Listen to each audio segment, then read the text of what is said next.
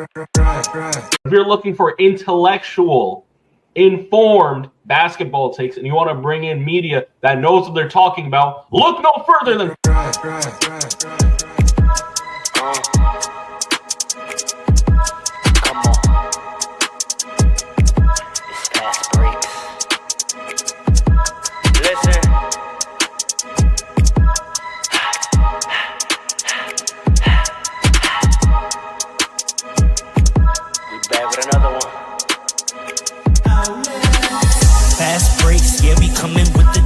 never early, never late, but we always push the pace, yeah. And we really study tape, y'all just view the highlights, man, we really watching games, yeah.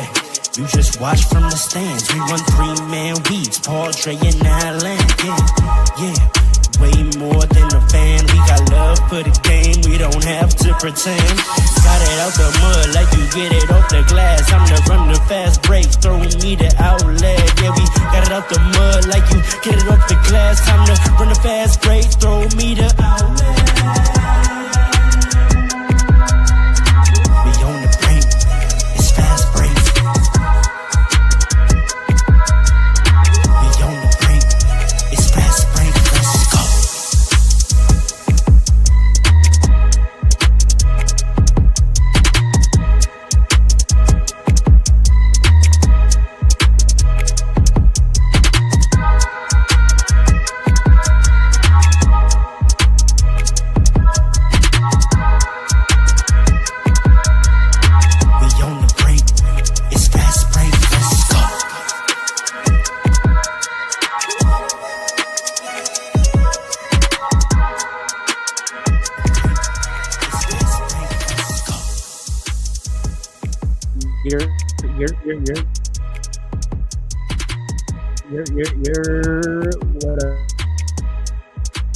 What up, people?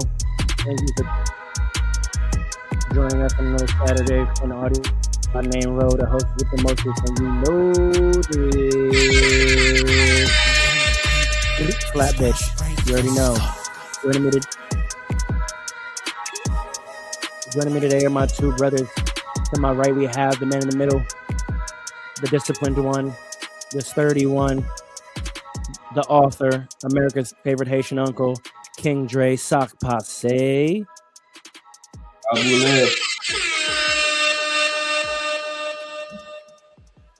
And to my left, we have the coach, the stubborn one, Mr. PR Sports, Mr. 1995, Coach Paul in the building. Go on, big up yourself. Let's get to it, man. We are an ensemble that goes by the moniker Fast Breaks. If you would kindly retrieve that board. I think Paul's going to get it today. Now you the big. What you mean? Oh, you're right. All right, so the board. No. They got the offensive board already, man. It's too late. Put back. No, I got it already. It was a long board. I got it. I'm not going to go get it. I'm going to do an overhead pass. Just go get it. All right,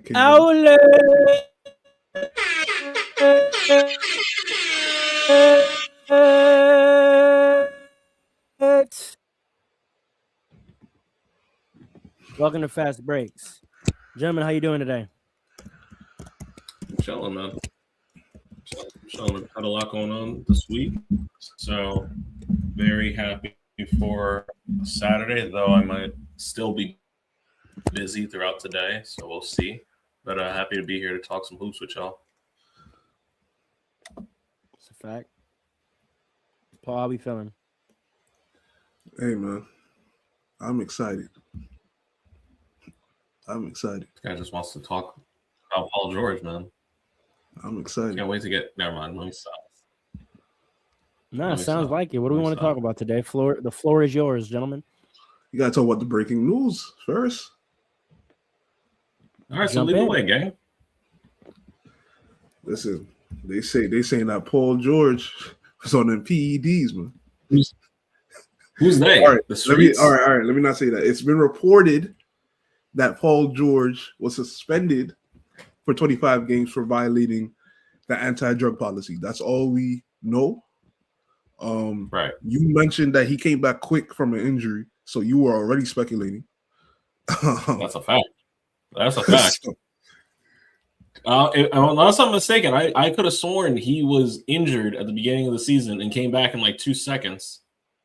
So maybe there's something going on there, but the Reddit threads are going crazy. Who's reporting this? Where does this report come Who's from? not reporting it is a better question. CBS is on it. Yeah. The NBA released an article. AP News, ESPN. USA Today, Sports Illustrated. Everybody's on it. What are they saying? Not much. Pretty much the all the baseline facts we know that he's been suspended for violating the policy. There is in the Reddit streets, in the Reddit cycles and spheres, there are some rumblings that it's related to PPE, but we don't know. You know, if it is, then that he needs to go fight his dealer because it's not doing anything for him. Like, that's OD. Man's averaging 16 points a game. Like, it's not like he would think. I would hope if it's true, he needs to be starting to put up 40 regularly per night. Otherwise, get your money back, guy. Tough. What do we think of the ramifications of this? I mean, 25 games is tough, right? Because if people haven't been paying attention, Philly is actually coming back right now. They've been winning some games. Joel Embiid looks back. Honestly, if you told me this was a Joel Embiid suspension, I'd believe that a lot more because I'm serious. This guy's been turning around very quickly. I just saw him catch a lob the other night, and I'm like, you don't do that anymore. Like, I haven't seen you do that in a minute. And the whole team's rolling right now. The whole team's actually rolling. So this is obviously a big setback to, Philadelphia and everything they were trying to do, right? I think right now, if I'm not mistaken, I still think they're in the top 8 in the East. I'm just double checking that right now. No, they're a top seed. Yeah, they're not top seed. They're in the 6th. Not top. Yeah. Yeah, They're playoff. So I don't know if BJ Edgecombe and Joel Embiid are going to be enough to keep them afloat. They are going to be relying on those 16 points of Paul George, and losing that is a big hit. I don't know if that makes him, especially coming so close to the trade deadline, this is the worst possible thing that could happen for him. Because if I'm the team and I'm like, we're not getting much production, you're not doing anything crazy, Tobias Harris is going crazy in Detroit, maybe I start making some phone calls. Maybe I start seeing maybe this guy's a little too much. But then there's salary considerations. So I don't know how much that goes into a long-term effect of Paul George staying in a Sixers jersey. But I do know it's going to be a lot tougher of a road for the team a lot tougher for the team without him. And I think that's going to also have some locker room shakeups because it's not like he got injured, right? No one forced you to do this crap. So do you think anyone knew? I think Joel Embiid knew. I'm not going to lie to you, and I'm not lying to you. I think Joel Embiid is next, man. Oh, nah, yo, chill. You can buzz me all you want. I've seen the tapes. I see what's really going on, and I'm not surprised. I'm surprised that it's Paul George. I'm not surprised. I'm not surprised that something's happened in that Philadelphia locker room, but we'll see. Listen, all I'll say is that do you think it's actually performance enhancing drugs, or do you think it's just an ingredient in some supplement that he took that him and his team weren't aware were on the ban list? Because we've seen that before. That's what I was about to say. It could be that, because the thing is, a little steep for that. I think it's mandatory minimums. Oh, okay. Didn't there was another player at the beginning of the season that had something like that? No, where it was an ingredient in something and he didn't know, or his team didn't know that it was on the ban list. Was it like a Bulls player or something? If it was just something, I know what happened in baseball. a few times.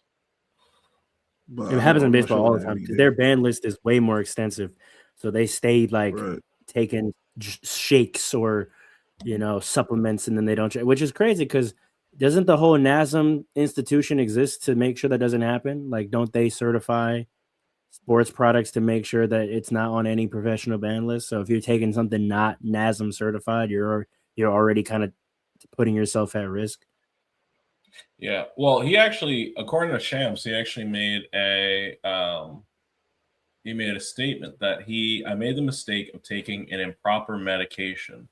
I knew he was going to say that. So again, that's a very proper response, and it could be any kind of medication. We don't know if it's an ingredient at this point. Maybe the mistake is the fact that he thought he could get away with this. Maybe his dealer is not selling him the right stuff. I don't know.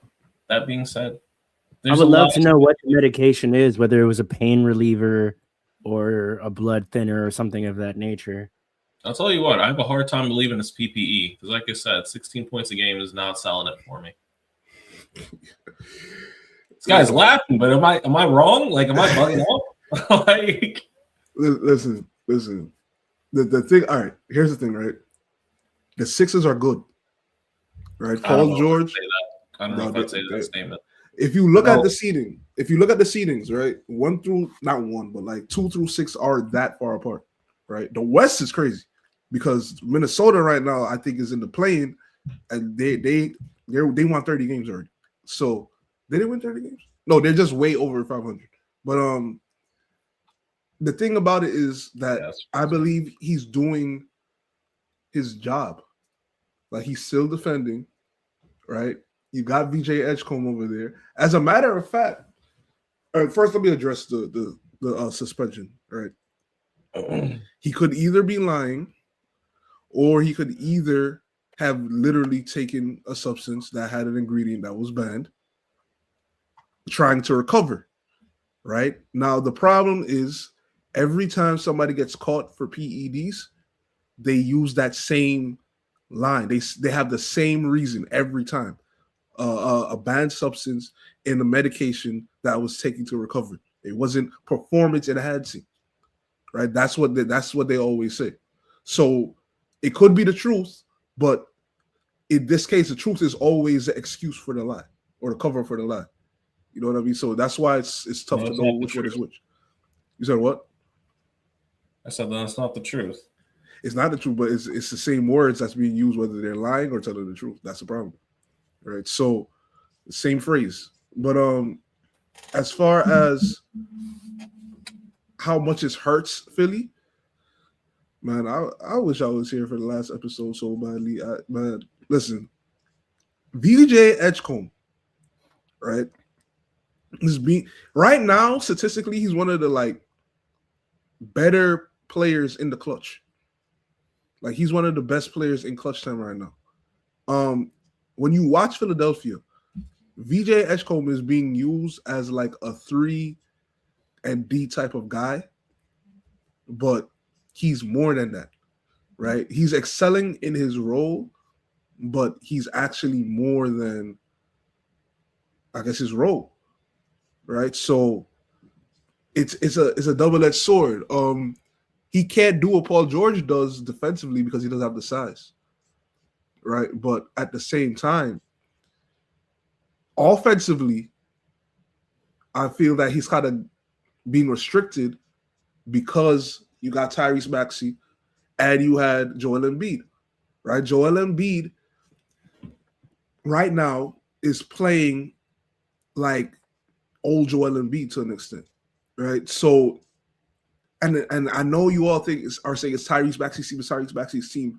The problem with the Sixers is that with Philadelphia, with Joel Embiid, you become more dangerous when he is the player that you run through, right? More so than Tyrese Maxey. You become more dangerous. However, you're just kind of waiting on the time for him to unfortunately get injured, right? It's almost like you're just waiting, right? Now, when you utilize Joel Embiid as a floor spacer, dump off guy in the dunker spot, they're still good, but they're not as dangerous. I don't know what if that's I'm saying? true. I think that's true because Tyrese Maxey at his peak is not better than Joel Embiid at his peak. Tyrese Maxey is nice, but he's not more unstoppable than Joel.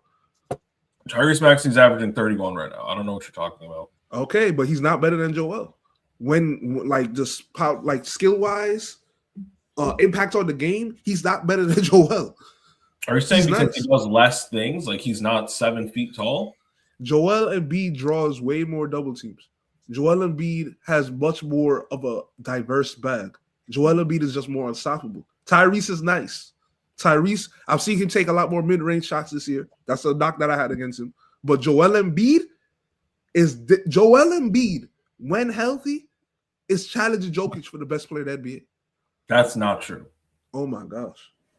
You think we're just gonna bypass Giannis? Like he's not there? Are you kidding? Giannis is overrated. We're gonna talk about that man. What are you talking about? We're gonna talk about that man. But go What ahead. are you talking about? So you think Joel Embiid when he's healthy is better than Giannis? No. That's crazy talk. I don't know how Giannis, that's crazy talk. Giannis don't even want to shoot the basketball because he's not the greatest shooter. And I understand from a skill point, you're saying, oh, he's maybe more skillful, but we're talking about impact on the game. Giannis gives you 36 a game. No, it's not. That's crazy. Giannis gives you 30 and 15 a game, though. Just elbowing people and dunking on like 3 guys at the rim. And when you get to the playoffs, Right. When we get and to the you playoffs, don't have as many fast break opportunities. when we get to the playoffs, we don't have Joel Embiid. But that's year what I after said. year after year. So And- I don't know how you can make this conversation. But my argument is when he's healthy.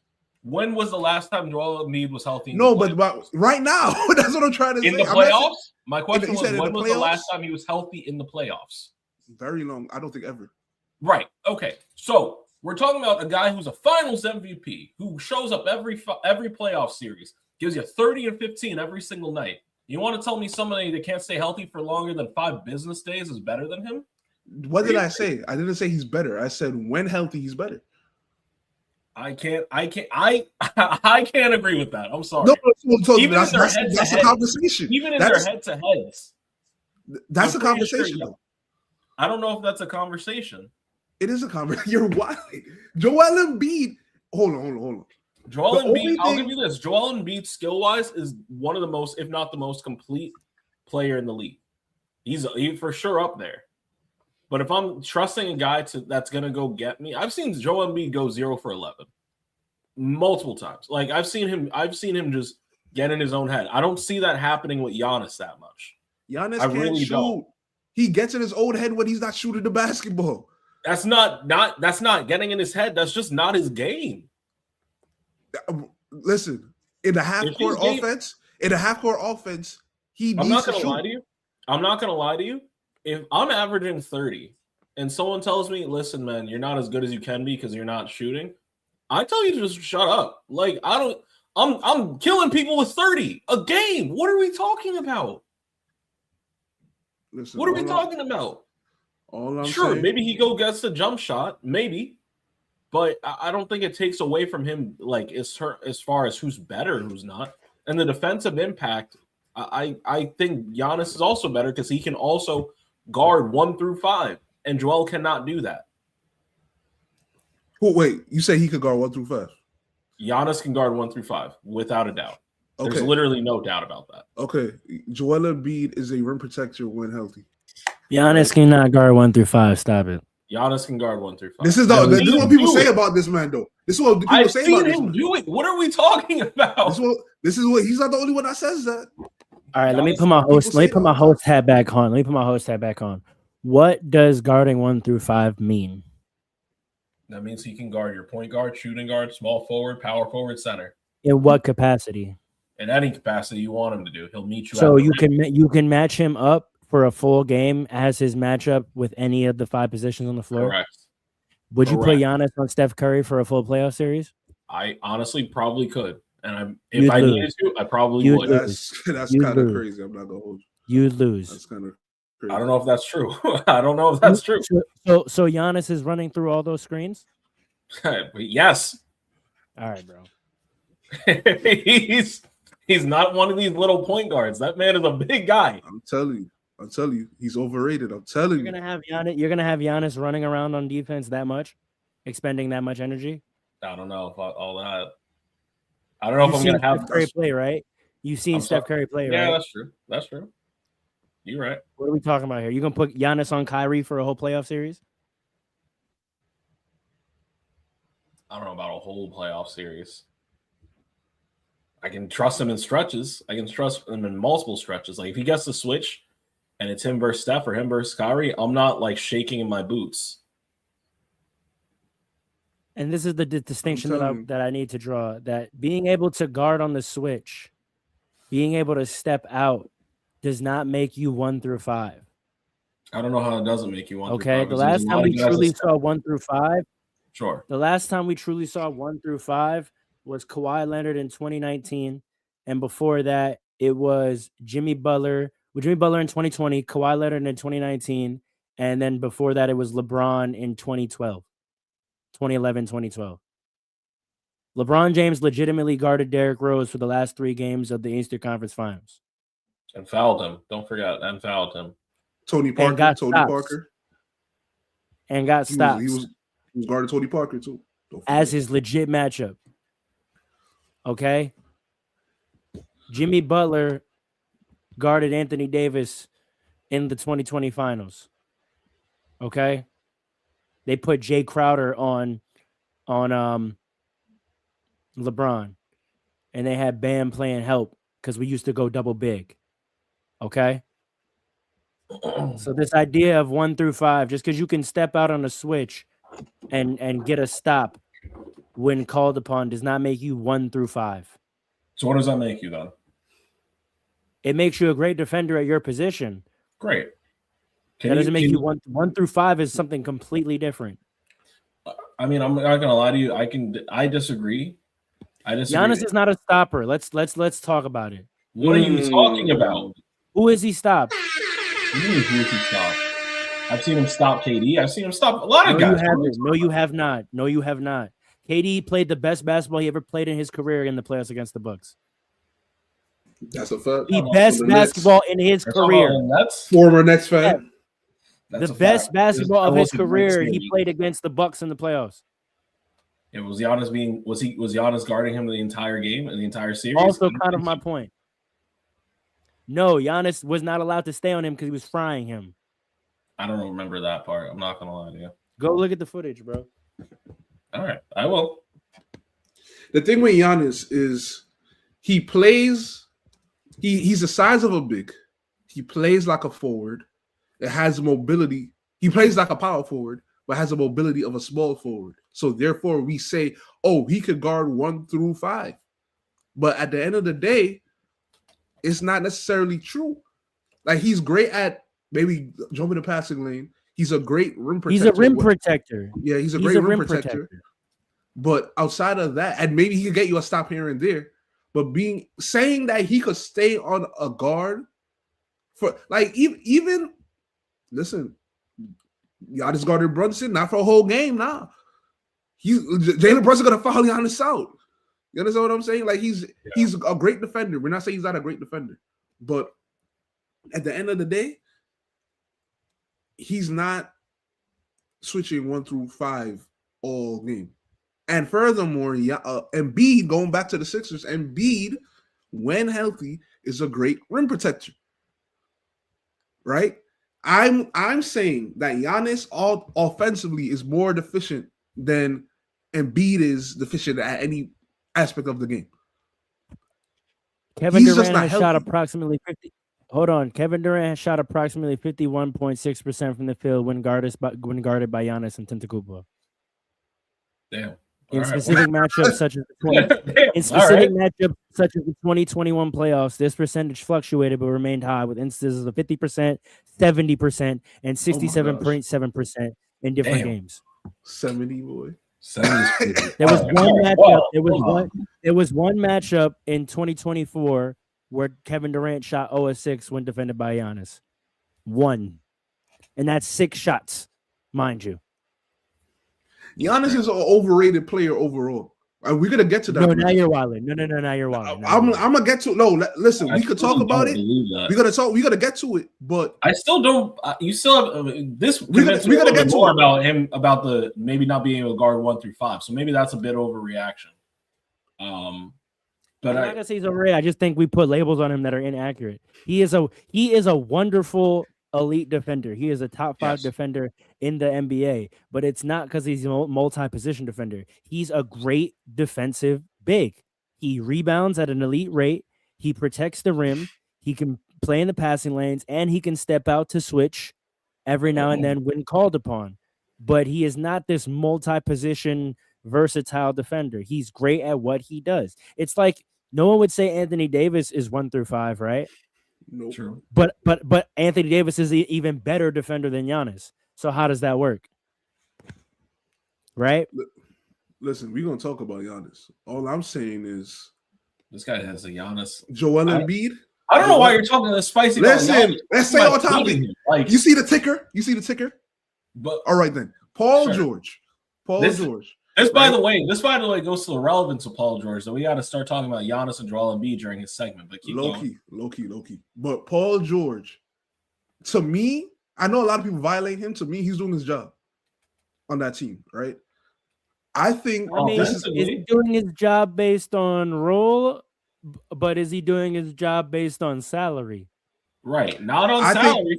He's and getting we- paid like $100 million or more. Like, listen. Is he doing fact, the he job might that be- they signed him? Is he doing the job that they signed him for?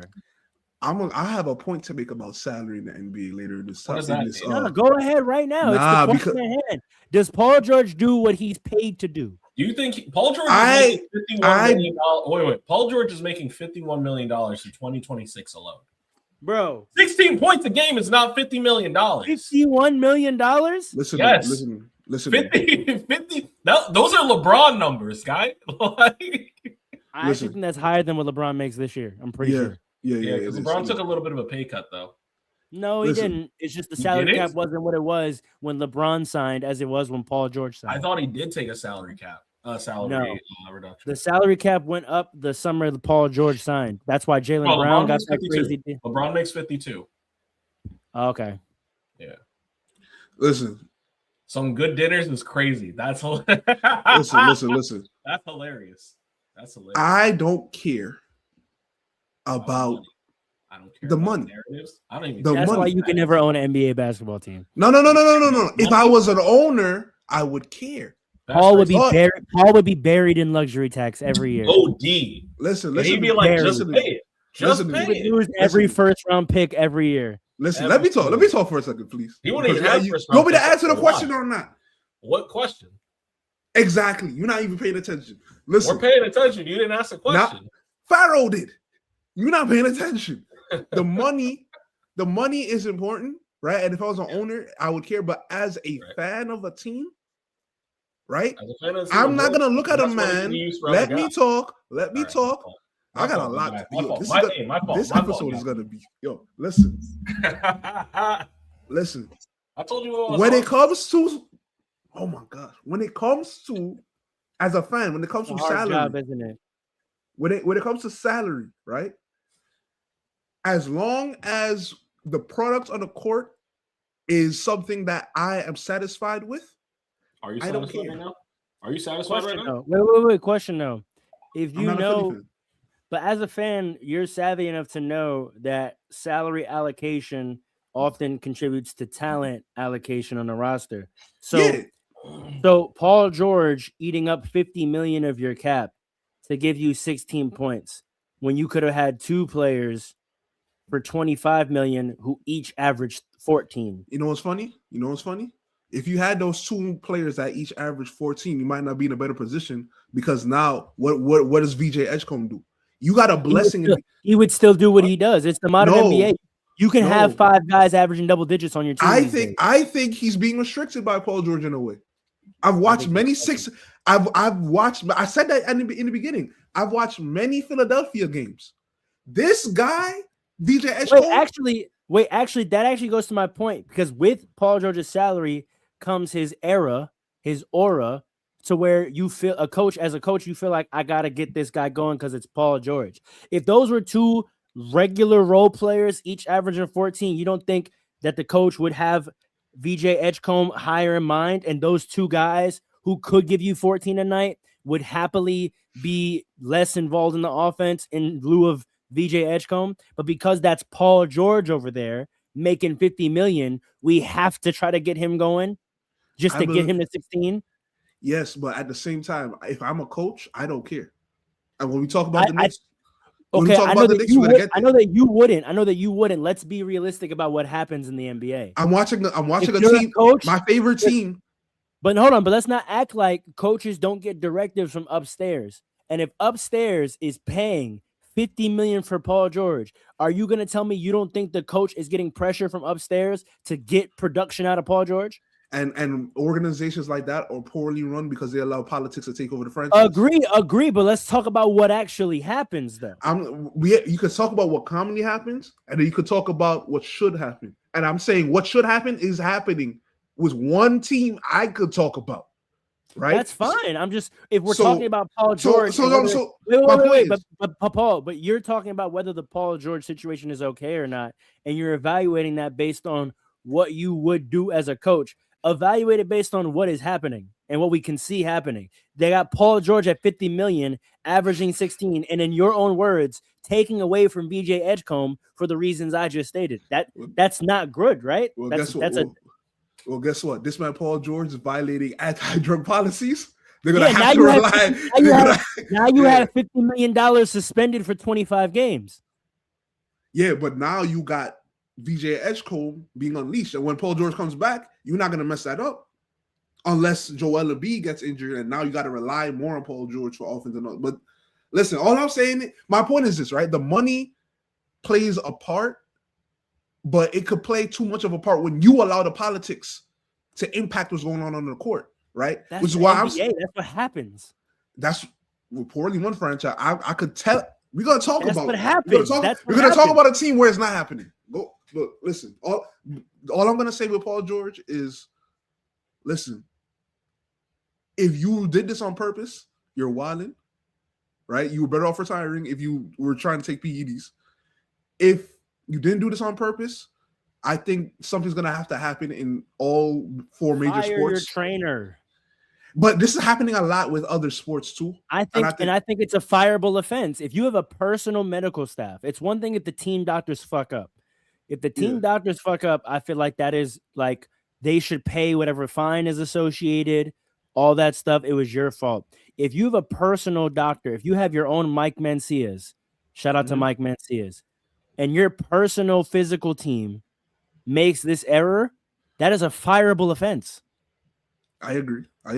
But when you see a trend of this happening, not just in basketball, but in all sports, it's kind of like, you might have to reevaluate some of these substances. You know what I mean? I just said NASM. I don't know why trainers or players don't just go by NASM certification. Why is that not the first question you ask of anything? So you think, and mind you, it's not on the doctor, right? Because let's say he went to a doctor, right? Not his personal physical team, and the doctor prescribed something. It's not the doctor's what's the word? Dre, you know it. Fiduciary. It's not the doctor's fiduciary duty to know whether what he prescribed you is banned or not. Mm-hmm. You have to take the extra steps to seek information if what the doctor prescribed you is valid or not. So if players are not doing that, if players are going to orthos or to physical therapists or to surgeons or whatever and getting prescribed things and not taking the extra steps to verify whether those things are allowed, then that's stupidity. And maybe the opposite of firing, it's more players need to get a personal medical person and not just go to the doctor's office and take whatever they prescribe you. That's very fair. But all I'm gonna say is it's becoming a trend in all major sports right now. So it's something that needs to be evaluated right now. Maybe responsibility. I agree with you. But to me, there's personal responsibility versus. I'm not even gonna. No, you're right. You're right. Dre, let me put it to you this way. Dre, let me put it this way. Let's say you accidentally break privilege. Whose fault is that? Mine.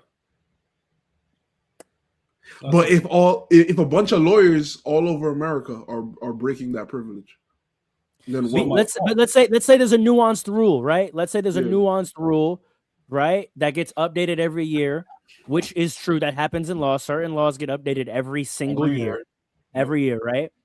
If you're part of an institution, sure, the firm should be passing out those updates at the top of the year. Hey, all, this is the civil statute, whatever, for this year. You should all familiarize yourself with it, right? As far as I'm concerned, their responsibility for that ends with that. Yeah. If your team sends you the banned substance list at the start of the year, their job is done. Now, say you have a personal assistant or a paralegal and you're handling things and you rely on them to check that stuff. Okay, there's some responsibility comes in there as well. But if you go out on your own and you're having conversations with folks and you have not availed yourself of the knowledge of what is allowed and not allowed. Number one, you're an idiot. But number two, this is your fault. That's your professional responsibility to know those things. And it doesn't matter whether you, because you may be talking to a lay person, a non-lawyer, and they may not know that they can't tell you what they just told you. But you can't then come be like, oh, my fault. Like, I didn't know that he couldn't tell me. And obviously he didn't know. So he made a mistake. It's like, bro, it's your job to know. Either you need to have a team around you, support staff around you to tell you, or you have to know that. So I'm not putting this on anything else other than personal responsibility around all these things. And the fact that it's a trend just highlights what it could mean is something in the medical field, that the medical field is prescribing more and more things to athletes that they're not supposed to be taking, which we could surely evaluate. But at the end of the day, their job is health. And if they're saying this will help you to get healthy, it's your job to input the rest of your framework on it. You're an athlete. You have professional obligations. Their job is to get you right. If you can't do that, that's on you, bro. Like, and I'm not calling them all cheaters. I'm just saying, like, that's maybe a thing that more players need to do. They need to invest in a medical personal support staff who's staying up to breast with the evolving banned list, and they evaluate every medical decision they make based on that. And if you mess up, then it's exactly what Paul's statement was. I made a mistake and took some medication I shouldn't take. And I do think it just comes down to it's a lack of professional responsibility. We have disagreements in the I disagree with that. That's not my job. Your personal doctor shouldn't be aware. That's not my job. I don't work for you unless I'm a private practitioner for you. Right? Unless I'm paid by you and not your insurance. Let's be serious. Let's be clear here, right? If you come to my practice where I have my roster of clients and you come to me via your insurance and your insurance pays your bills, it's not my job to know what's banned or not. The same way, if you go to the doctor, some doctor offices are good and they'll ask you, hey, what are you allergic to? Right? If you don't remember and you don't fill out those disclaimers and waivers to tell them what you're allergic to, you can't sue for malpractice. You didn't tell me what you were allergic to, so I gave you penicillin because that's good for you. So unless I'm on your payroll and you're my only client as a physician, it is not my job to know what's banned and what's not banned in your profession. Hold on. You forgot one part of that. Is there's also what you do know and what you should have known, right? So just throw that in there as well for a full understanding. Yeah, I also don't think it's a doctor's job to they shouldn't have to know what's banned and what's not banned. I agree. That's not in their practice. They're not sports staff. They're doctors. Right. That's like a doctor. Let's say you're going to get a surgery, and Dre, me and you both been in this situation. One version of the surgery, you're off your feet for a month, but you're back to playing. Another version of a surgery, you're off your feet for 6 to 12 months, but you're likely not to get injured again for some time. The doctor is not making the sports decision in that for you. You have to make that. Again, unless we're talking about team doctors on the staff of the NBA organization, we're talking about private practitioners. That's not their job. Agreed. Agreed. That's fair. That's fair. But I think this is back to the Sixers. I think this is a great opportunity for them For who? For the team, because VJ Edgecombe he's a rookie. He's a rookie. You gotta let rookies. How many minutes? Isn't he already getting like 35 minutes a game? He's a starter. I don't know what the no. Okay. The problem, I will tell you, VJ Edgecombe, right? The output that he's giving when you watch that team and watch that young man, he could do more. But because so many other people have to get the ball, Paul George being one of them, especially in the first quarter, he's being relegated to a 3 at D type of guy. He's one of the more clutch players. Oh, wait, hold on. Wait. Let me say this quick. Go ahead. He's one of the more clutch players statistically in the NBA. And every time he takes a clutch shot, it's off of a catch and shoot. Think about that. But if you're a coach looking at those numbers, what's the story of that? He's being one of the most clutch players in the league in a catch and shoot role. Right. No, I understand. That's why I don't understand what we're talking about here. That's why I don't blame Nick Nurse. But at the same time, I'm saying this is still an opportunity for them to know exactly how good this young player can be, because those 15 points or 16 points, somebody else got to get those now. Question though. Wait, real quick. Oh, it's a question for both of you. Is Nick Nurse in the business of development right now? No, not at all. He wasn't hired to be a development coach, right? No, that's what I'm saying. I'm not blaming him. So if we're talking about playoffs, would it not behoove him to condition VJ with all his young talent into the role that's going to best serve winning in the playoffs? But how do we know that VJ getting more touches than Paul George? Or when's the last time a rookie-led team with a high-usage rookie made it anywhere in the playoffs? 1981. I mean, okay. Can't. When you say high usage, literally 1981. That's what we're talking about. When you say listen. When you say high usage, the Mavs didn't the Mavs do well? Luka's rookie year. No, they were a first round exit. High usage. No. Didn't they beat? Wasn't that the bubble year? No, that wasn't his rookie year. That was a year after. No way. I don't even know if they made the. No, yeah, his rookie year was. His rookie year was 2018, 2019. Oh, he played with Dirk. Yeah. What did they do? What did they do? They didn't do anything. I don't even know if they were in the playoffs. Actually, I was thinking of maybe not.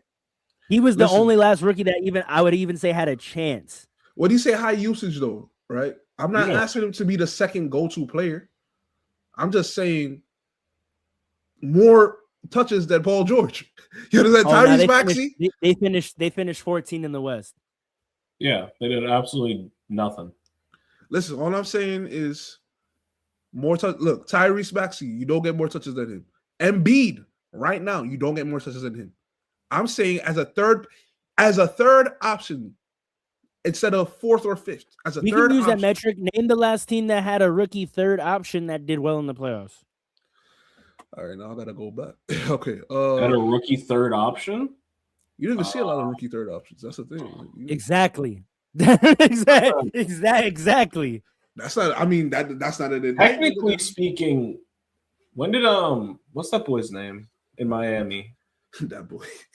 What's his name? Hero? No. Vasquez.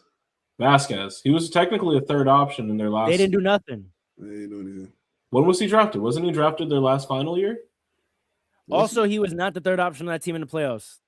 Well, Gabe Vincent was. Matter of fact, wait, hold on. Jimmy Hero Bam. He wasn't even the fifth. He wasn't even the fourth option. Wasn't Hero hurt during the Nuggets run? Was Vasquez on that final team? I could have sworn Vasquez was on that final team. Could have been the next year.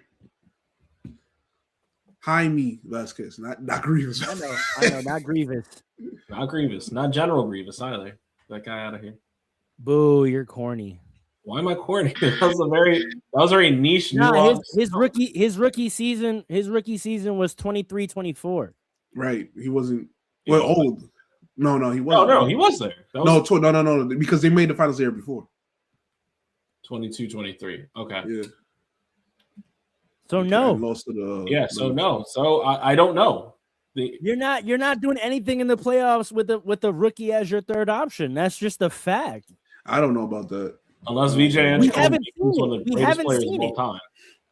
Listen, We have not seen it. when you have a great player as a third option, you could go far. Now, if you want to limit it to just rookies, then maybe not. But if VJ Edgecombe is not your average rookie, We're No, but if talking he's about. I don't know what you're But if saying. he's not your What are you average- seeing? What are you seeing? Because that's what I was looking at before. No, it's averaging not even 14 about how points good a he game. is. He's very good. Everything Paul's saying about how good he is No, is no, true. he's good. You just but have to I'm be not- realistic about playoff basketball. Nick Nurse is a playoff coach. Here's the thing. In the last 5 games, here are the numbers he said: 9, 12, 15, 14, 11. What are we seeing that makes you think that more touches No, but from him Paul, are- Paul, let me advocate for you. Paul's saying that's the Paul George effect. Because earlier in the year, when Paul George wasn't there, he was eating. That's a fact. But again, and he's still rookies, efficient now. like you know what the biggest fakeness is right now? Sure. Everyone got hype about it, and I'm good because the media should do this because these players do need to get hyped up for the next generation. Connor Knuckle and Cooper Flag, their big matchup they just had the other night. Yep. 2 terrible teams playing each other, and those rookies going off for 40 balls against each other. Yep. That's all well and good. In the NBA regular season, that could happen. 2 trash teams led by rookies can go off against each other in a regular season situation. Neither Cooper Flag or Con Knuckle are having 40 points in a playoff game today. It's not going to happen. So we cannot use regular season performances to evaluate the viability of playoff success. Absolutely. No, of course not. But I'm just saying, as a third, I'm not talking about being the number 1 option or number 2. As a third option, right? I do believe that VJ Edgecombe can be successful. Now, will he do it in the playoffs? We don't know. He's a rookie. But it's not like it's not like, oh, the pressure of the playoffs is going to weigh so much on the third option. It's like, you're the third option.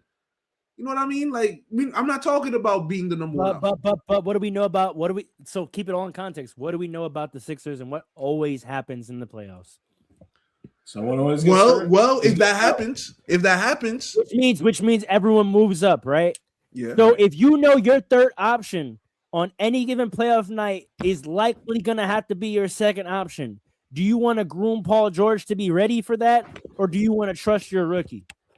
You want to trust your rookie? I don't think so. I mean, wait. You Not said, if do you you're want to Nurse. groom Paul? Okay, no, you want to groom Paul George, but at the same time, you can't. If you're talking about injuries, it's not just Joel. I know, but either way, right? Like So either what do way, you say about grooming? whoever you put in third option, there's a high likelihood on many given nights they're gonna be your second option. With the second half of the regular season, I mean, obviously it's moot now because Paul George is suspended. But in terms of like what they were doing, as you go forward in the season, who do you want to prepare for that scenario? I mean, yeah, Paul George. You want to prepare Paul George for that scenario. That's all I'm saying. That's a fact. That's a fact. Now they have no choice, and now you have to really hope this rookie can step up, or because Paul George is going to come back no rhythm, and and That's the a thing fact. about it too, with young players, bro, especially on good teams, not on bad teams, young players on good teams, bro, in the playoffs, that ball tends to find the vets anyway, and you know exactly what I will. mean by that. Yeah. That ball Yeah, tends yeah. to find the vet's hands anyway. That's No a matter fact. what the situation is or the scenario or who is in what hierarchy role in a tight game in the playoffs, that ball is going to find its way into Paul George's hands. Not Paul George's though. It happened with Iguodala with the Warriors. Why do you think he hit so many clutch shots for them? Because when things got tight, it happened to find its way into his hands. No, See, but the conversation you're having is about like rookie. Caruso on the last finals run. Did the ball not happen to find its way into Alex Caruso's hand a bunch? Wait, in the Thunder? Yeah. Yeah, but listen, man. We talk The about Bucks third through options. Holiday. We remember the whole breakdown we did about vets on championship contending teams. This is part of the reason, because in the playoffs the ball happens to find its way into those people's hands. Well, yes, absolutely. Now, what I will say is 25 games, being out for 25 games, that's a big, you got to understand, like, there's only like 30, 35 games left in the season. There's about 38. You know what I mean? Like There's 38. when we Take him to the playoffs. 25 games, you're getting ready for the playoffs by the time he comes back. 38, right? Right, 38. So 20. There's going to be 13 games left until the playoffs when he comes back. He's gonna have a little under a Right. month.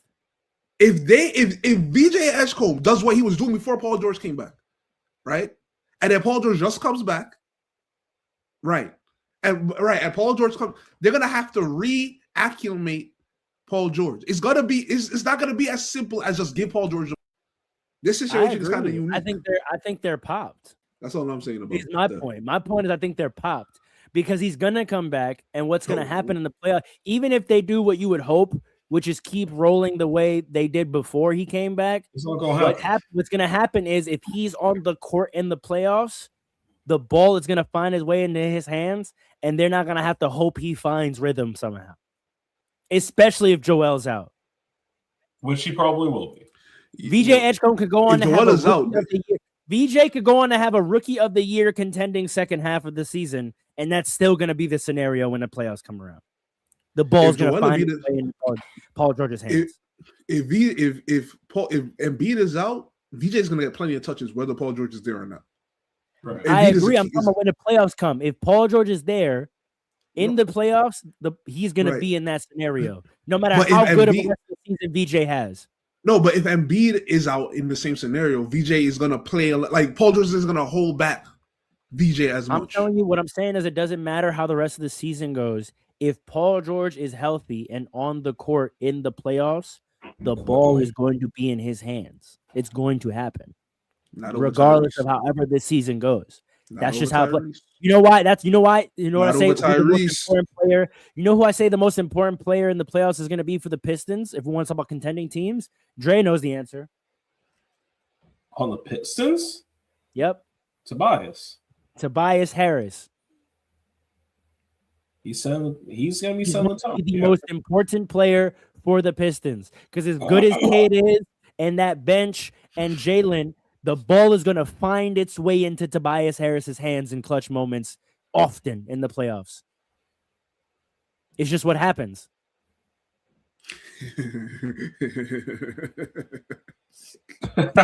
That's great. How are you a former Tobias Harris? And you're from Long Island, too. Strong Island. Come on, man. That's crazy. He's going to church with people in this podcast. You want to hate on him? That's crazy. It is what it is, bro. think about how big Dennis Schroeder was for them last playoffs. Oh, of course. And Hardaway's not over there anymore. Fact. I'm telling you, if you want to win, you got to have dependable vets. That's a fact. Got to. That's a fact. Especially if they're making bread, which Tobias is. Tobias is making bread. That's a fact. That's why the Knicks didn't go get Russell Westbrook. Jesus Christ. All right, go ahead. Go ahead. Here we go. I just said that to get under Paul's skin. I'm sorry. I didn't mean it. Do it, because I'm out of here in 30 minutes, so do it. That's a fact. We got to hurry this up. Listen, let me say this, man. He's got a lot to say. I feel like me too. Hold on. Let me make sure this system is right. Because thoughts. Let me hold on. Is it showing? I said he wants to collect his thoughts. Oh, okay. Is this showing or not? What's showing? Anyway. No, because you have the comment up, brother. What's the comment? Listen, man. What I saw last week was an abomination. It was Andre. You are the worst type of Knicks fan. How you let this guy, Farrell, the moderator, go at you like that about the Knicks when his team is looking mid at best? You didn't hear me come back and talk about the Lakers? You who?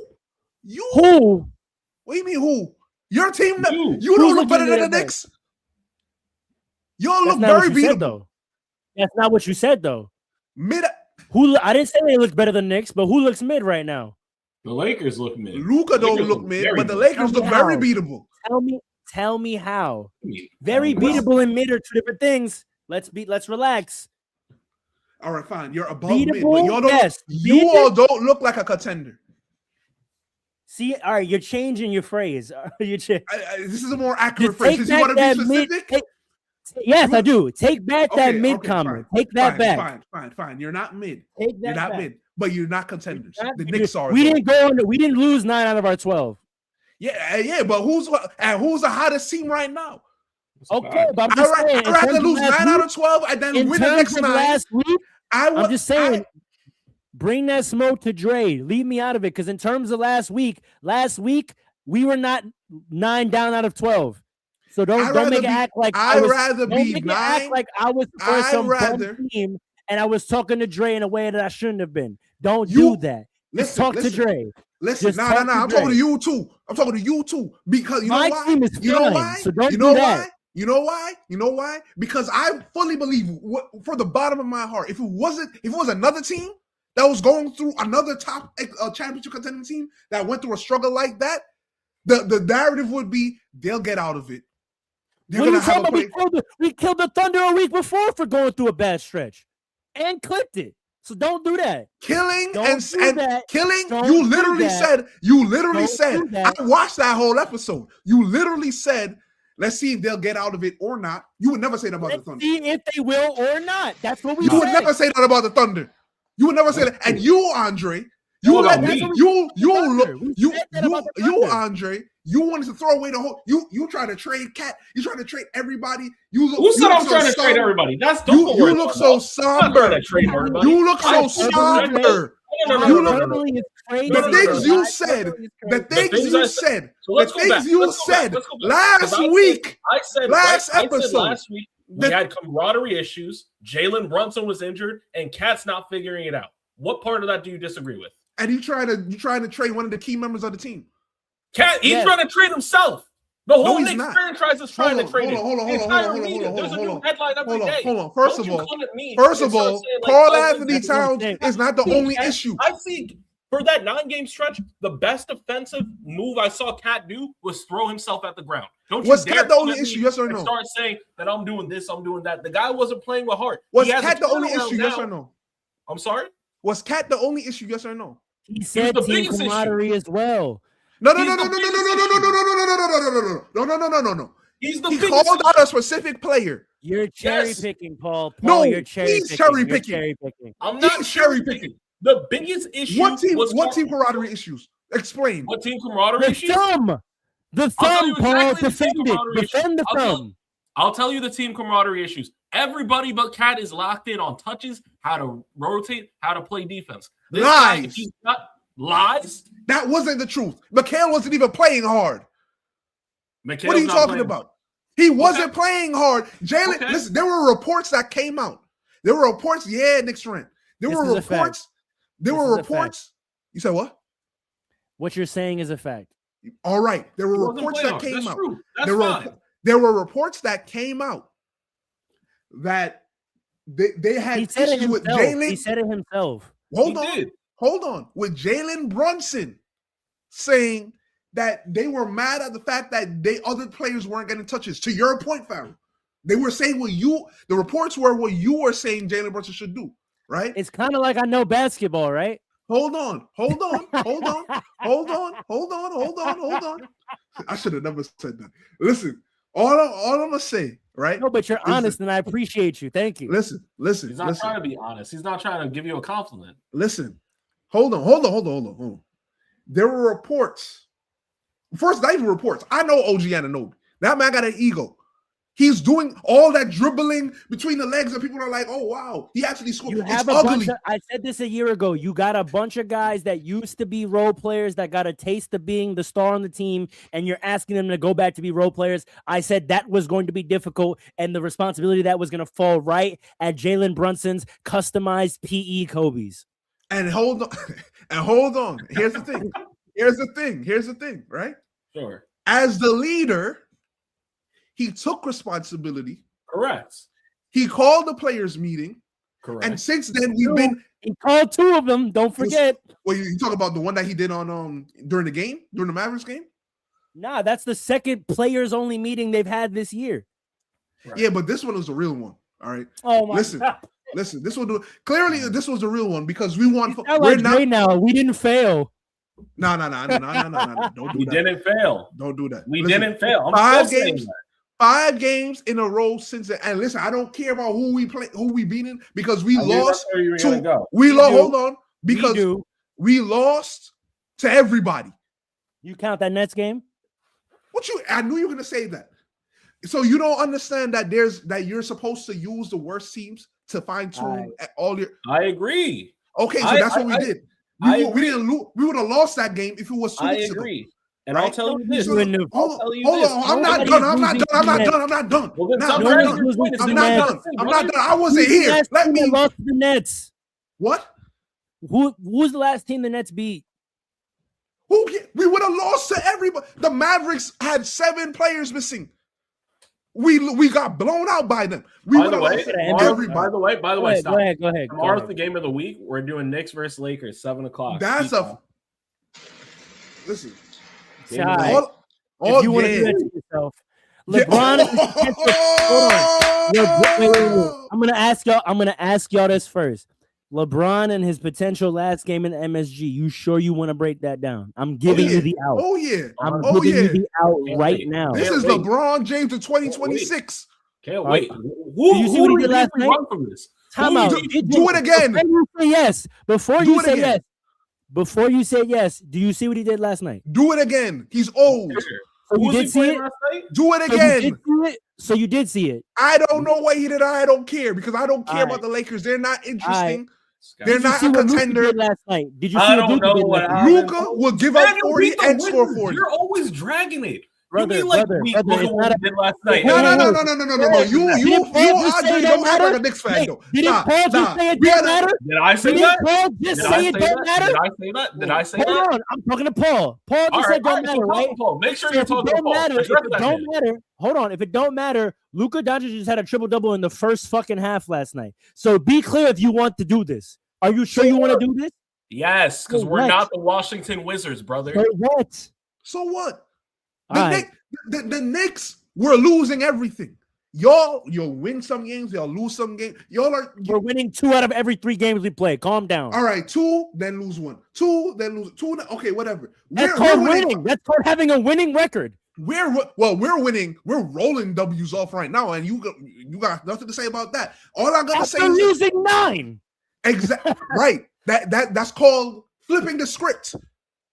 Oh, Okay, my Lord. so therefore, Okay, you guys are hold flipping on. the script. No, and we're being no. consistent. Because I Is gotta that talk the to story? Andre. I gotta talk to Is that Andre. the story? The way You're he sounded flipping the last script. episode. We're It's consistent. tight. Hold up, the way he sounded It's last tight. episode sounded like a former Nets fan. Sounded like a guy Really? who Nets used fan? to who was cool with just leaving the team and defending What are that. you talking about? What are you talking about? Where was the Bro, you confidence? guys have one more win than us, and you played one more game than us. Don't talk to me like again. Don't talk to me crazy. Don't We talk to me flipped the crazy. script. You wanna listen? You could judge us based off of that 9 out of 12. But what did I tell you the episode before? But right? Paul, This all I'm isn't the saying real. is This don't is the talk real to me Knicks. crazy when we have virtually the same record. Don't talk to me crazy. It's a different type of record, sir. Oh we were in my a rut. God. Take away them 9 losses, and this is the team that we are. I agree. You are, I- yo, and you are the you, sir, definition of highs you, with the highs and lows with the lows, bro. No, I'm not. You- no, I'm You not. getting That's high my whole off, problem with high off Andre. 5 wins, bro. That's my whole problem with Andre.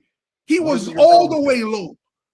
Where was I the was. confidence in us Yeah, as a you team? both have this affliction. You both get high with the Nah. highs and lows with the lows. bro. No, because I'm standing here to say we shouldn't trade anybody. And if I was here last week, I would have said the same thing. I But had yo, full confidence you're that we were going to gassing get back a to this. 5-game win Let me streak. tell you You're something. gassing This is why a 5-game win streak. But the You're 9 out of gassing. 12 You go- all right, is all a right. wrap. I knew that was going to end at some point. Stop. Pharaoh, you finish. You what you're didn't. gonna say. I'm gonna say what I'm gonna say, and Paul, you're gonna say your nonsense after. Pharaoh, All go I'm ahead. saying is all I'm doing is defending my team because I didn't come at y'all with my team. I came at y'all independently evaluating your team. Don't use my team to defend your team. My team has virtually the same record as y'all. And yes, we're consistent. 2 up, 2 up, 1 down, all the way. We're being consistent. Your team has had the turmoil, and at the end of the day, we have the same record. So don't use my team as a comparison to talk about how good your team is. Leave the Lakers out of it. How long? Because I didn't do that. I didn't do that. I criticized the Knicks. How long was your longest win streak? They just said we're gonna go me, then him, then you. That's All a I'm fact. saying is when I criticized the Knicks, I did so go, in you. the Knicks vacuum. Don't bring the Lakers into this as a comparison to talk about how good the Knicks have been. We're having two separate seasons, and we had the same exact record. Nothing about what the Lakers are doing informs how good or bad the Knicks are, and vice versa. So leave the Lakers out of it. Don't make it sound like I came here on some Lakers shit to criticize the Knicks. I did not. The Knicks at the time had lost 9 out of 12, and we rightfully criticized them for that. Okay? Evaluate those arguments. Don't bring the Lakers into it. All right. And my take still remains. I cannot look past Karl Anthony Towns. He is the primary rim protector on this team because Mitchell Robinson is in and out every other game. We only have limited minutes. All we got is Cat. I'm seeing them. There are minutes of tape of this guy arguing with the ref on the other end. Okay, there are minutes of tape of this guy staying on the ground, crying. I love Cat offensively. But the moment, what we were going through last time, going through those 9 games, you're the second best player on the team. You're the worst defender on the team. I got to see more. And it's heating up. And the reason why I was saying it is exactly the topic you want to go into next about Giannis, by the way. I am not the only person who's thinking about this. There have been rumors. There have been there have been conversations. There are Reddit threads. There are whole parts of this fan base that are on the very same trajectory as me. We are seeing what's happening with Cat. We are seeing the frustration that Giannis is having with the Bucks. We are putting 2 and 2 together, and we are saying, if this happens, we might not be upset. If you have a problem with that, that's your own personal preference. I'm just telling you what the facts are, and I'm telling you what we're seeing. If you want to turn around and tell me, no, Cat's not the problem. His lack of rim protection is fine. Being unable to make shots is fine. Then we just have 2 completely different basketball. Karl Anthony Towns is not the only reason why they lost 9. Did I say he's the only reason? Did I say he's the only reason? You don't talk about nobody else. Did I say my question was very simple. If you need me to repeat it, I will. You didn't name another player. Did I say he was the only problem? No, but you didn't name another player. Right. I said what my issue with the team was. You're wilding. Hey, everybody that agrees with you is wilding. To quote you, why would we discuss anything else except the biggest issue? I don't think he's the biggest issue. That's your opinion. He's the biggest issue. I don't think he's the biggest issue. Then that's your opinion. Yeah, and now we're going to talk about it because we're on a podcast. He's not the biggest. Hold on. The reason I think he's not the biggest issue, this is relating back to the Philadelphia conversation with Paul George, right? Mm-hmm. I'm looking at the Knicks. Sit Karl Anthony Towns in games where we need to get stops. That's okay. Just because he's making a lot of money doesn't mean that he has to play and has to close every game. Best player on The team. problem, no, it doesn't. No, it doesn't because we're doing it now. We're not doing it now. And that's part of the reason why we're winning 5 in a row. We're fine. And right. So tell me how that translates in the playoffs when Mitch gets injured. Mike Brown. There we go. Say it again, Dre. Say it again, Dre. That's what I'm telling you. Like, I don't understand. Mike Brown is finding the rotations that work the best. He's doing his job. Okay? If you're saying Mitch is going to get in, okay, Ariel Laporte. You know who he is? Exactly. What kind of Knicks fan are you? Who did you say? Say that name again. No. I know who you're Ariel talking about. Laporte. You didn't say Laporte is our defensive he's our defensive savior? Do we need a defensive savior? Are you crazy? Do we need a defensive savior? This man is not a Knicks. Listen. You no. I'm not claiming you anymore. Pop out. Go back to the Knicks. Go back to the Knicks because this is crazy. Have you not seen Ariel Laporte's ability to defend the rim? I've seen it. Have you not seen that? Do you watch the games? I've seen it. How many of those games has he done that in the playoffs, man? Is he going to be getting those minutes He's in a the playoffs? player. Is he getting those minutes in the playoffs? Has Mike Brown not shown willingness to play young players more than Tibbs? That's true. He has. Okay. So if Mitchell Robinson goes down, God forbid, he will play him. So are you saying are you saying you believe in Hawk Porty for 48 minutes? He's going to clean up all the mistakes Karl Anthony Towns is making on He defense. doesn't need to play 48 minutes. Okay. I'm Mitch asking doesn't you, even play he's 48 gonna- minutes, is he and he going to has make an up- incredible impact. Is he going to make up for 48 minutes of mistakes? What? He's not gonna play 48 minutes. I'm not What? saying he's going. However long he's playing, however many minutes Hawk Porty's playing, 10 minutes, 20 minutes, is his 20 minutes on the court going to make up for anywhere between 38 to 48 minutes of Karl Anthony Towns' defensive incapabilities? Hold on. Wait a second. You're not understanding the question. Karl Anthony Towns, right? Mhm. If he plays 30 minutes, right? When you Which he's not. He's surround playing him, closer to 38. 35, whatever. When you surround him with the right players, just like we saw last year against the Pacers, where the best lineup was Delon Wright, Landry Shamet, who's balling right now on both ends. Delon Wright, Landry Shamet, Deuce McBride, either Mikhail or OG. It didn't matter at that point. And Cat.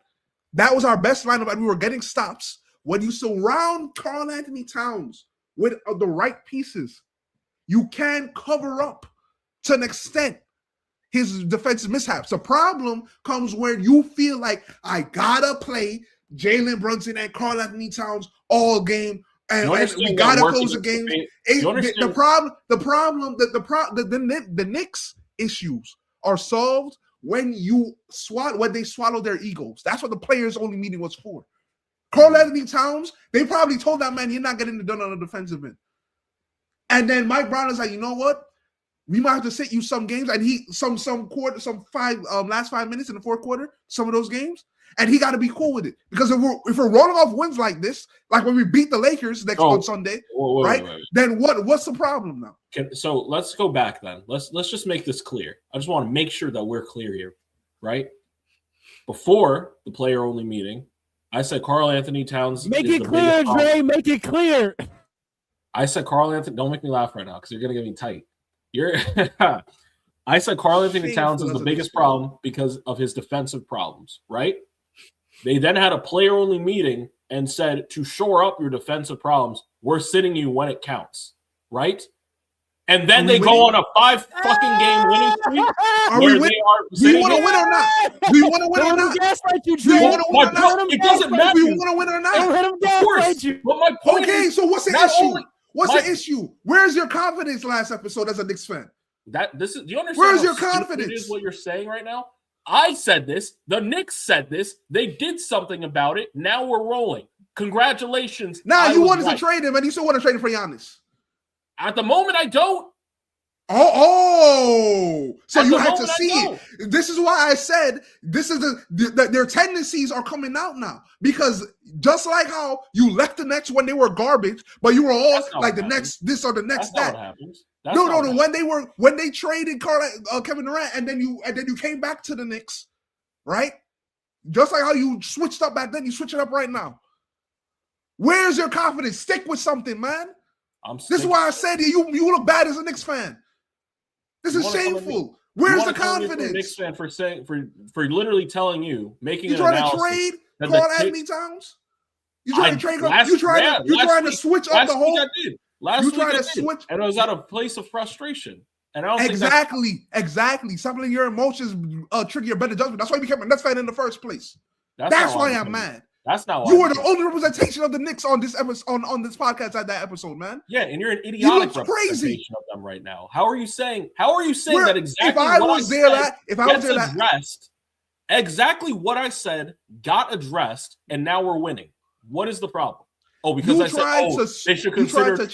You were trying to change up the whole team. When you trade for Giannis Antetokounmpo, that's a big trade. Right. You're gonna have to get acclimated to that guy. You're gonna have to trade other players outside the cat. He's not gonna be 1-for-1. You might have to trade OG. Let me tell you something. If that wasn't getting any traction, if I was alone in that potential opinion, there wouldn't be whole rumors. There wouldn't be headlines. There wouldn't be conversations. This is something that is happening every single day, and until Giannis makes a decision, there's going to be chatter about him coming to the Knicks. So let me ask you then. Right? After everything you're saying, how are you going to feel if he ends up coming to the Knicks, and we have to give up Karl Anthony Towns. We're not anyway. winning the chip if we trade for Giannis. Okay. I don't agree with that. Just straight up. And we're on a podcast and we're discussing. I don't want to trade for Giannis. Karl Anthony, first of all, Giannis can't shoot. There are times when you're going to have to want to sit Giannis. You think Giannis is going to be cool with that? Karl Anthony Towns is from the tri-state area. He's cool with sitting. He's cool with sitting for us. That man is a Milwaukee Buck. Leave him over there. Send him to the Warriors. I understand Karl Anthony Towns' deficiencies. But the thing about it is there is just like when the Warriors are winning chips, strength in numbers. We have depth, we have versatility, we have flexibility, and right now they are all bought in. All they had to do was look within. Look within. What do you Karl Anthony Towns with his. This is the last thing I'm gonna say. Then you go. Karl Anthony Towns with his. The last thing, and then you go. Karl Anthony Towns with all his deficiencies looks better right now. Then and who? the offense is gonna. Huh? Then who? Than who he was. I'm just saying he looks better as a player. Then in this 5-game win streak, he's playing better. That's what I'm saying. Sure. His defense hasn't been shored up. They're just literally hiding it. And they're also doing it against crap teams. So tomorrow is going to be a really good We were test. losing to everybody. We weren't losing to – we were injured. Jalen Brunson was injured. What are you talking about? Jalen Brunson came back and we lost by 30. We were down by 30 to half the Mavericks team that is like 15 seed or something like that. By the time he came back, all the issues I was talking about, people were upset. I'm not just telling you that people were upset for 9 games. Mikal Bridges have been tight with Cat for the entire season. There are tapes on this. Josh Hart has been upset with Mikal Bridges. People were having camaraderie issues. Yeah. So, again, it's idiotic to tell me I'm crazy then they go having a meeting to talk about exactly all the issues I talked about. Okay, this is all I'm going to say. The Farrell could come back. That doesn't make any sense. Okay. Well, this is what I would say. As a Knicks fan, as the Knicks representative on this podcast, this is what I would say. Like if I was here last episode, I would say they're going to have a players-only meeting. I knew they were going to have a players-only meeting, right? They're going to have a players-only meeting. They're going to talk it over. They're going to be open and honest with everything that's going on. And they're going to buy in and they're going to go on a win streak. I knew this would happen, right? We beat the Sixers. That's not a bad team, right? We're going to go on this win streak. We're going to get back to playing winning basketball because we know what they know what they could do. We know as fans that watch every game what they could do. And therefore, we will be okay and we will be back on the track to get into the finals. I'm sorry. Did I say something last week where I said they're going to not make it to the finals? You were trying to change up. No. Don't say what I'm trying to do. I'm asking you what were the statements? Did I say they weren't going to make the finals? Yes or no? You didn't mention the finals. Right. Did I say that they weren't going to make the playoffs? Yes or no? You didn't mention the playoffs. Right. Did I say that they were not going to be above 500 team? Yes or no? You didn't mention that. Right. I didn't mention any of this. So you were what's your just point? making stuff up that I didn't say. I said one thing. Our biggest issue is Cat, and it needs to be addressed. We had a players-only meeting where they addressed our biggest issue. Congratulations. Now we're winning.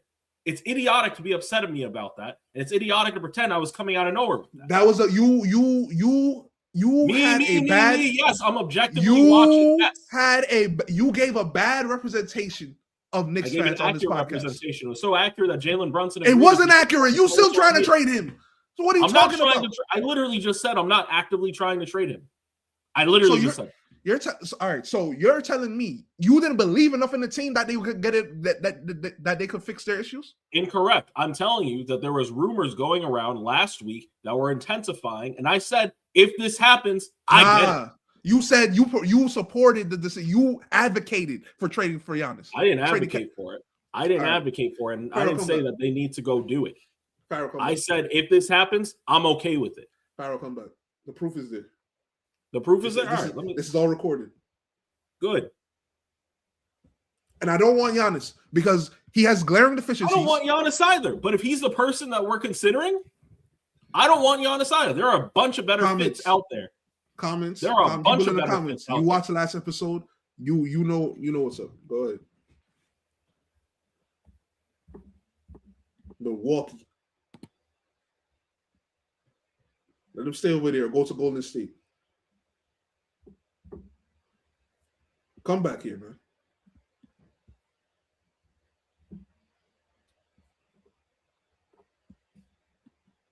Come back here. What you got to say about Giannis? You know what I have to say about Giannis, bro. Passive that? aggressive trade request once again. The third time doing it. And if it doesn't go through this time, they're gonna say, "Oh, I never requested a trade." They're saying that they're supporting the decision now. Like they're on board. That's what they're saying. It's still all reports. There's nothing official. He's gonna deny it once again. So you think he's not gonna get traded? I think if he doesn't, he's gonna pretend like there wasn't a trade request.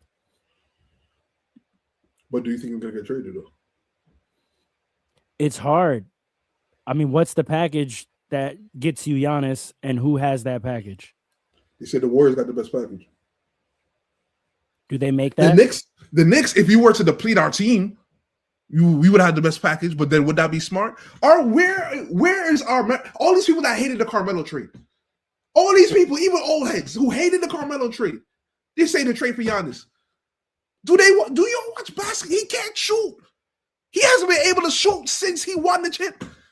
Oh my gosh. You're not about to wait. Don't act like Giannis can't help you win a championship, though.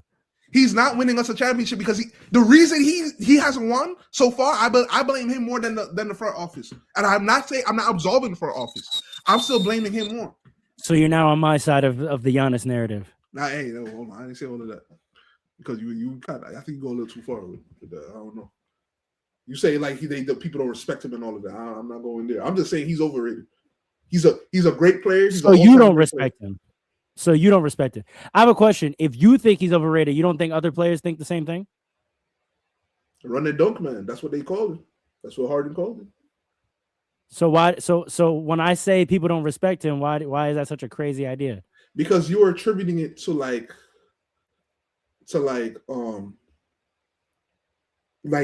little like incidents and things like that on the court. And it's like, I mean, there's no one's gonna do a microaggression. I mean, no, it's not even little. Giannis has been the subject of micro and macroaggressions. You name another superstar who Tyrese Halliburton's dad would have did that to. He wouldn't have done that to LeBron. Are you out of your mind? You act like people respect LeBron. Are you out of your mind, Dre? Is Tyrese Halliburton's dad doing that to LeBron James? Probably not, but I need a couple minutes, so I'm here because I'm still inflamed from the last segment. So give me a you got me tight. Because I'm looking for the transcript because this guy's lying on my name, saying things I didn't say. I'm looking for the transcript. He said. I'm looking right through the transcript. Keep looking. Looking. Don't worry. You're like, man, we gotta get rid of Cat.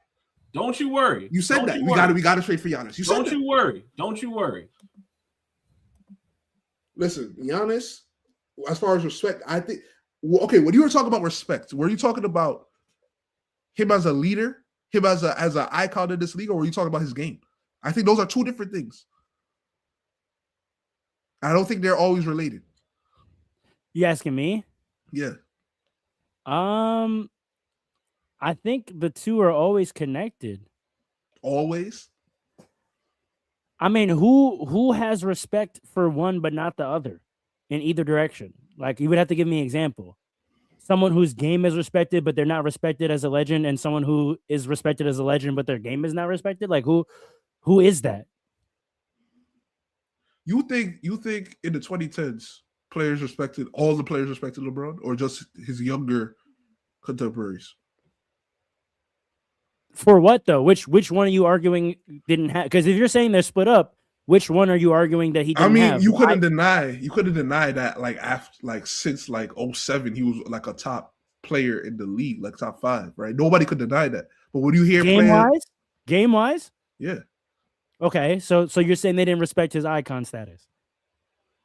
His yeah. They that's didn't respect his style. That's the most insane thing I think I've ever heard. Not icon status, but rating in the NBA, I should say, at that time. Because he wasn't in the late 2000s, in the 2010s, early 2010s, late 2000s. A lot of players from that era, when you hear them talk about LeBron now, they don't talk about LeBron like how Kobe's contemporaries talk about Kobe, Jordan's contemporaries talk about Jordan. They don't. But I think you're talking about what Kobe's contemporaries said about LeBron. because No. the late 2000s, 2010s, that's the era you're talking about. He was still a young buck, right? He wasn't even in the league a decade yet. So those people you're talking about, those are Kobe's contemporaries. I would look at Paul Pierce as a. I would say the contemporary. generation before LeBron didn't have a ton of respect for LeBron's game, but his peers, LeBron was drafted in 03. right? yeah. I would consider anybody from like 2000 to 2010 his contemporary. So people who drafted before him are his contemporary? Who are we talking about? Yeah, because it's only like 3 years. Who are we talking about? All right, but even if we're talking LeBron. about people drafted in 2000, who was someone drafted in 2000 that didn't respect LeBron's game? So, all right, so you're telling me, 2003 teammates. but they were older. They were older at the time. That's the thing. That's what I'm saying. Like it was only the predecessors that didn't respect his game. I look at Paul Pierce as a contemporary to LeBron, man. I mean, he was drafted in I look- '99. I look at Paul Pierce as 100% a contemporary. You got to understand, Yeah, like LeBron. okay, so that's one player, and they obviously were rivals. Like obviously they had beef. But when y'all are done, when a player is done playing, usually you hear them still give it up, except for Isaiah Thomas. But that's like a personal beef. Paul Pierce has famously started giving it up, though. Pause. Why? Wait a second. Yeah. You All right, think I don't care about all that that's- right now. I'm jumping in. Let me tell you something, because I found the transcript, and again, Okay. this Oh, guy's here we go. misquoting. Yeah, okay. The quote: Karl Anthony Towns needs to get traded. That's what's going on here. If he does not shape up, Karl Anthony Towns needs to get traded. I'm grateful for everything he's done for the last year. I really am. I thought last year he was the second best center in the league. This season, we're seeing a lot of bad habits that like transcript has as Jared, but I think it was supposed to say Jimmy, that was telling us about, that a number of players were telling us about. There's nowhere in there that talks about Giannis. If he does not shape up, he should get traded. Yo, you really got the lawyer to pop out of Dre. He really pulled up the deposition. No, this is what I do in real life. Don't ever come at me and say He something. pulled out the I didn't say. EUO. You just said that you said to trade for Karl Anthony. Trade for who? I didn't say to trade for anybody. That's the point. Okay. We all got common sense though. You can't just understand. We all got common sense, sure. But if I didn't say it, then it didn't happen, right? Okay. You can continue what you were So, saying, Phil, but okay. I'm not going to let this guy misquote me Okay. on our own podcast. Okay. So you just give up on Cat like how you gave up on the Nets and came back, right? Kind of how y'all gave up on Julius Randle, right? Julius Randle earned that. We gave him more than 1 year. We're giving Karl Anthony Towns more than 1 year, too. He's not even a full 2 years. More than Okay. a year. More Okay. than a year. Okay. No. Because again, You should just be a we're not Nets fan, talking in man. consideration. You still think we have time. That's the problem. You still think Oh, we this is have interesting time. now. This You is still interesting think we now. have time to go win 5, 6, 7 championships. What did I say in the beginning of the season? What Giannis did I hasn't say? won a chip since 2021. What did I What say? makes I'm you not think talking getting about- Giannis? I don't give a damn about Giannis. I don't give So a damn what are you about try- Giannis. So what are you trying to do with the team? What am I? If he get somebody that's competent or figure out a game plan around him. They have a game You plan. didn't that say works anything for- about figuring out a game. You wanted to trade him. You wanted to just trade. Listen, man. Listen. This whole attitude you got towards the game is crazy to me. I I can't don't know how respect it. that's crazy. This I is don't know how what that's like crazy. this. You literally sound like somebody that is cool with just switching from team to team. This is the same thing. You just giving up on one side, coming to the other. When you feel like giving up on a player just I because. watched it. How long was he in Minnesota? There we go. Talk about it. This is not How no long was young he in player. Minnesota? Like, These are the same issues he's had for a decade. that's what I'm saying, brother. Like, what are we talking about? But the difference is Mm. we don't depend on him like how Yes, Minnesota we depend. do. No, we don't. Yeah, okay. No, we Yeah, don't. okay. That's why sometimes he's sitting in the fourth quarter.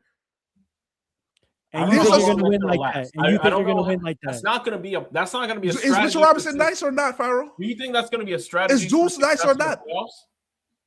What? Do you think that's a strategy for success in the playoffs? Legitimately? Yes. Okay. So let's see. Yes. So then, Yes. here's the thing. Here's what we'll do. We're gonna shelf this. We're not gonna talk about it for the rest of this episode. We're gonna shelf this right Okay. until the playoffs, and we're gonna see what happens. We're gonna see what happens. The performance you gave No. last episode is We're why not talking people don't about like it again Stephen A. until we're not The- talking about it again until the Stephen playoffs. A. See, the performance you gave last episode is the reason why Knicks fans don't rate Stephen A. But go ahead. Whatever y'all were talking about before, pick it up. Giannis and his respect. I mean, I feel like this is an exhausted topic at this point because how many times? Well, no, we it's refreshed now because now we get to see what the league front offices think about Giannis. I mean, Because what are the here's packages? No, What are the I think- packages you think are going to get offered? What do I think? I think a lot of people will give up a lot for him, but I don't know if Agreed. the Bucks are willing to take any offer. No, here's I don't. what The problem is I don't know what the Bucks are trying to do. I don't know if they're trying to still be relevant or tank. I don't know. That's the problem. Here are the teams that the Bucks are going to take packages from. Right, they're going to take it from the Trailblazers. Why? Okay, What do they have? They Jeremy have a Grant? bunch of young players and picks. That's all they got. Who? Jeremy Grant? Because remember, the money Picks. has to match up. Picks, So Yeah, Jeremy picks. Grant has to be in that package. Yeah. Jeremy Grant wins too many games for y'all. If y'all are about to tank, Jeremy Grant. I mean, look what's happening in Portland now. They're winning way too many games. How much Yeah. is Drew? How much is Drew making? Because they were talking about Drew coming to the Knicks for Mikhail. They still are. They still are. Drew So, makes a fair amount of money, but not enough to match Giannis. Drew and Jeremy. Is that Drew enough? Jeremy. Yep. They're Together? gonna win way too many games. You put Drew. Look at the Blazers right now, winning more games than they Daddy should. Avdija is the biggest reason for that, though. That's a I fact. know. I'm just saying those two players are. You're gonna win too many games. Wait. What do you mean? If the Bucks trade Giannis, they're trying to tank. You don't want players that are gonna be winning games. If they trade Giannis and then they have Drew again and Jeremy Grant, you really think they're gonna win more with those two than they are with Giannis right now? The way the Yeah, roster I currently think they constructed, want to win less games than they are with Giannis right now. I think they will with Drew and Jeremy Grant.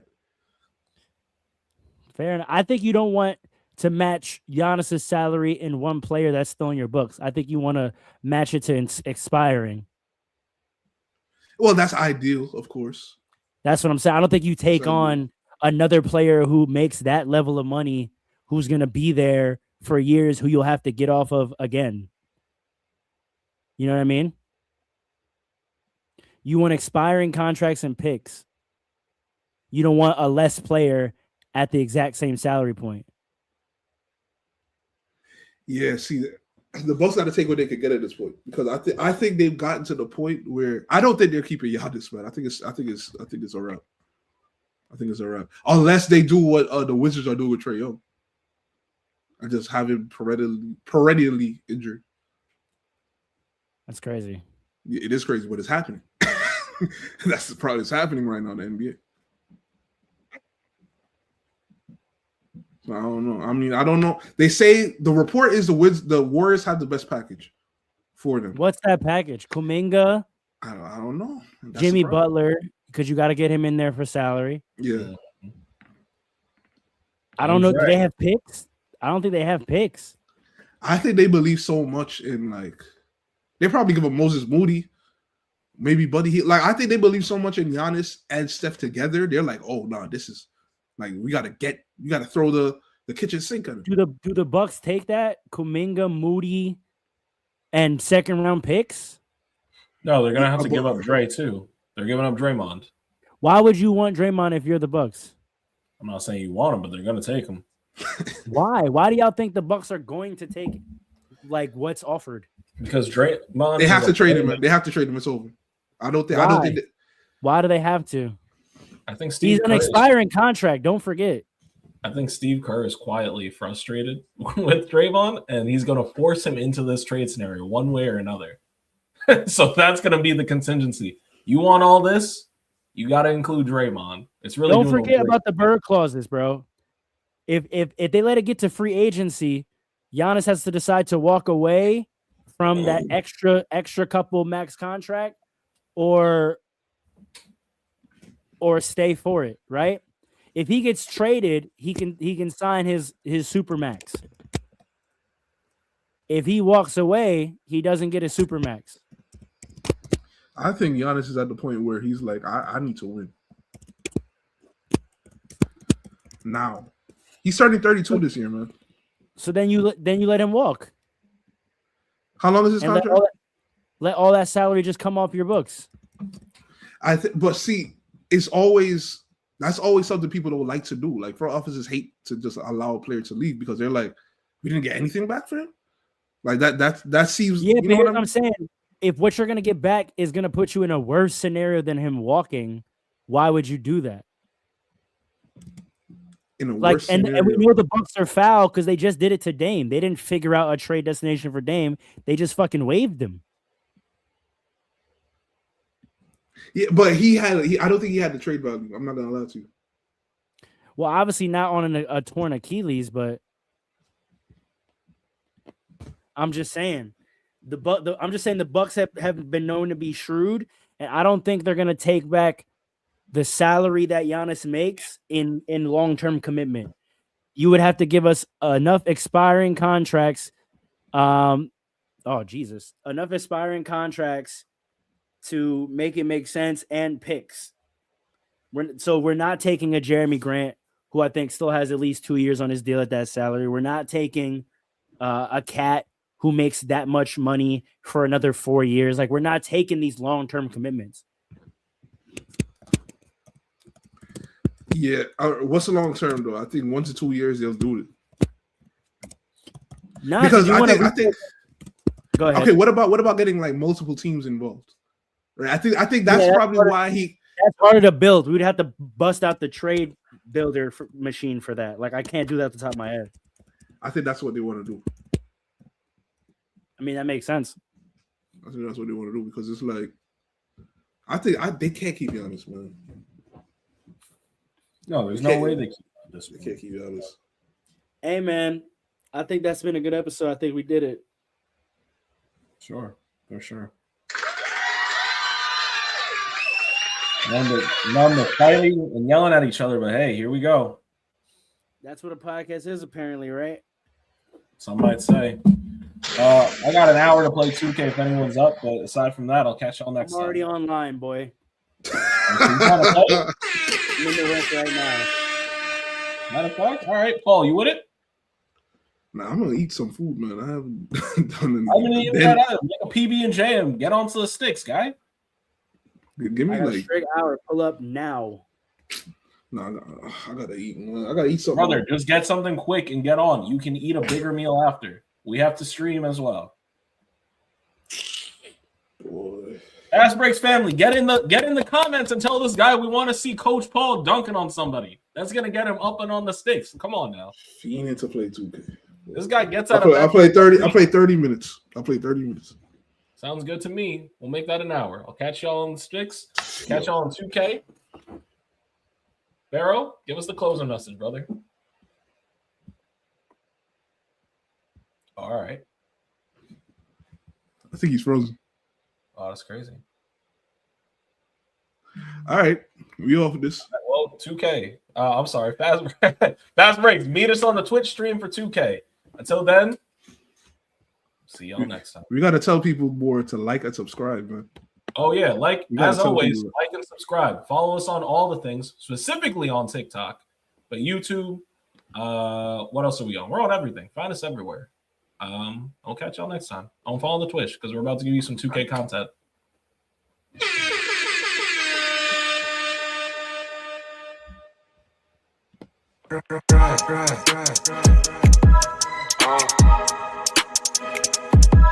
Come on. It's Fast Breaks. Listen.